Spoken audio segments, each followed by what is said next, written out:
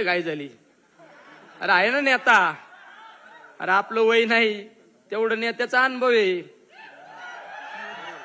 नेत्याला राजकारणातलं सगळं फायदे तोटे गणित जुळातात. आपण चाललोय तेवढं बघा ना नेत्याला म्हणून. अरे आपण लय अंड्यात येत. आपण ज्यावेळेस हापचेटी हिंडत होतो तेव्हा नेता महाराष्ट्राचं नाही देशाचं राजकारण करीत होता. जरा देव धरा कळ काढायचे शिका. अरे आपल्याला सगळ्यांचा विचार करणारा नेता आहे, स्वतःसाठी जगला नाही. आदरणीय पवार साहेब स्वतःसाठी जगले नाही, हे तुमच्या आमच्या सर्वांसाठी जगलेले. अरे पवार साहेबांनी कित्येक लोकांना सत्तेवर बसवलं, कित्येक लोकांना खुर्चीवर बसवलं. अरे ही जाणीव पाहिजे. परमेश्वर कुठेतरी पाहतोय परमेश्वर. अरे परमेश्वराला माहित आहे ना. अरे या माणसाने काय केलं स्वतःसाठी? अरे जे केलं ते समाजासाठी केलं. कधी कार्यकर्त्याला रात्री अपरात्री अडचण आल्यानंतर पवार साहेब त्या ठिकाणी फोन करतात.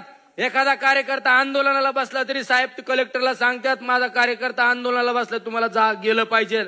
एखादा कार्यकर्ता रस्ता रोको करीत असताना गुन्हा दाखल झाला, पवार साहेबांना बातमी कळाली, पवार साहेब कुठं जरी असले तर आपल्या आधी त्या कलेक्टरला फोन जातो, एसपी ला फोन जातो, माझा कार्यकर्ता हा चुकीचं कार्य करायचं नाही आणि समजून घ्यायचं. आणि साहेबांचा दम तुम्हाला माहित नाही.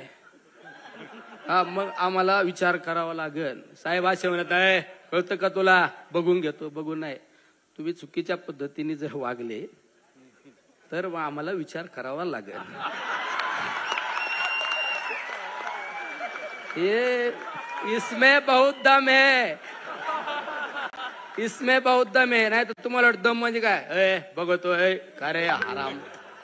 हे ज्याची त्याची स्टाईल असते. मी जर म्हणलं तर बघून घेतो, ते नाही इसमें दम नाही.